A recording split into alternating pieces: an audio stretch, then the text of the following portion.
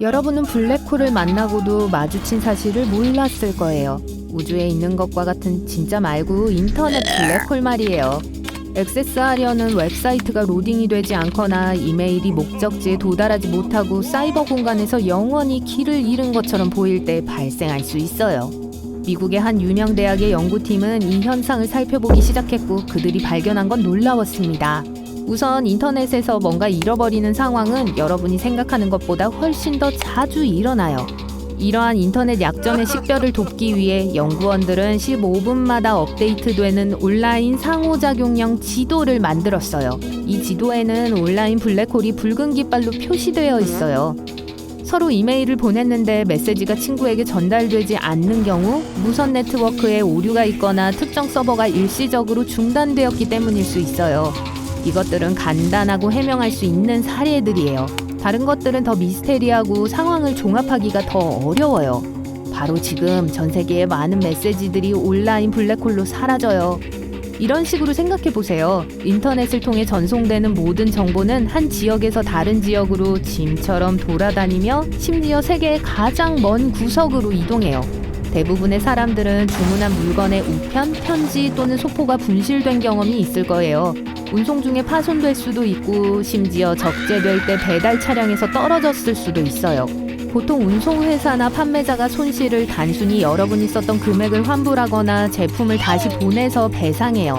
온라인 정보도 마찬가지예요. 단 이 경우 한번 잃어버리면 그게 어디로 가는지 알 수가 없죠.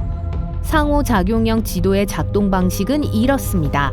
연구원들은 도달할 수 있는 컴퓨터를 찾기 위해 전 세계로 테스트 메시지를 보내요. 짧은 통신 실패는 무시돼요. 이런 종류의 문제들은 15분 이내에 반응하지 않을 때 블랙홀이 됩니다.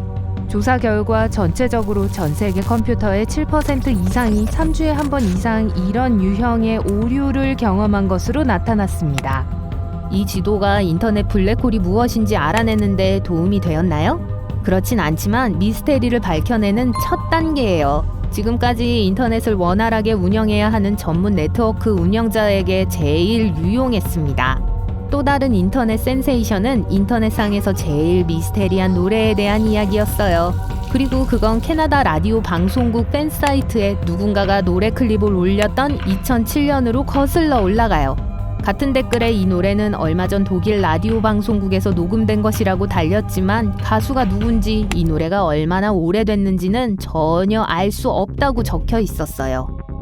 곡 자체도 별 도움이 되지 않았어요. 단순한 비트, 단조로운 보컬, 그리고 대부분 80년대 히트곡들과 아주 비슷하게 들렸죠.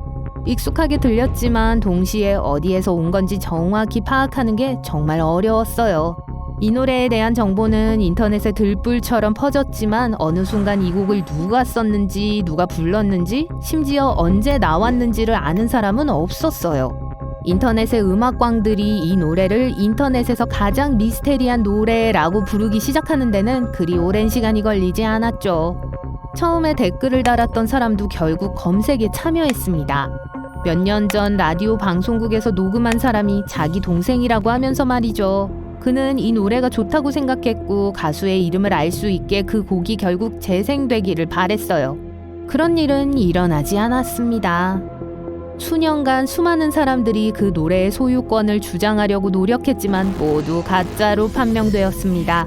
어떤 사람들은 심지어 그 가수가 누구인지 알아내기 위한 본 게시물도 관심을 끌고 온라인에서 광란을 일으키는 것 외엔 다른 목적이 없다고 생각했죠.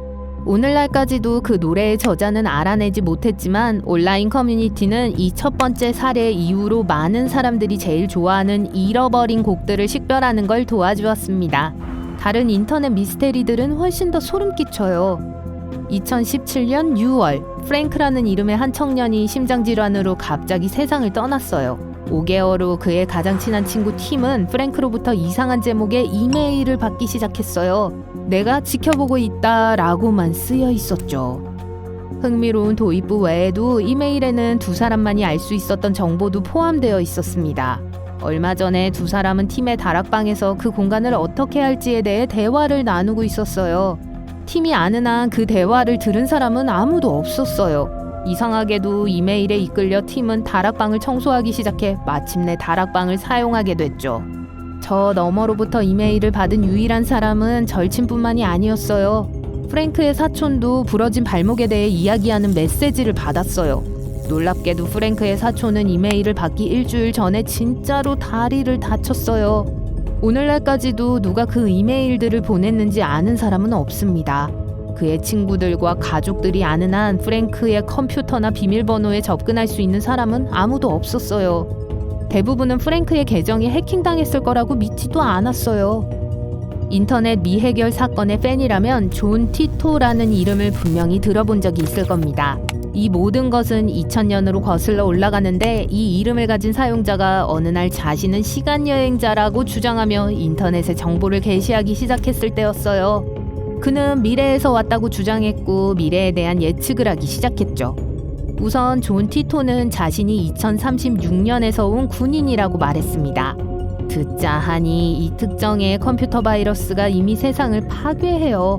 티토가 돌아온 이유는 바이러스로부터 세상을 구하는 데 결정적인 1975년 IBM 컴퓨터를 되찾기 위해서였어요. 엄밀히 말하면 2000년대로 올 필요는 없었지만 3살짜리 자기 자신을 보고 싶었기 때문에 잠시 우회한 거예요.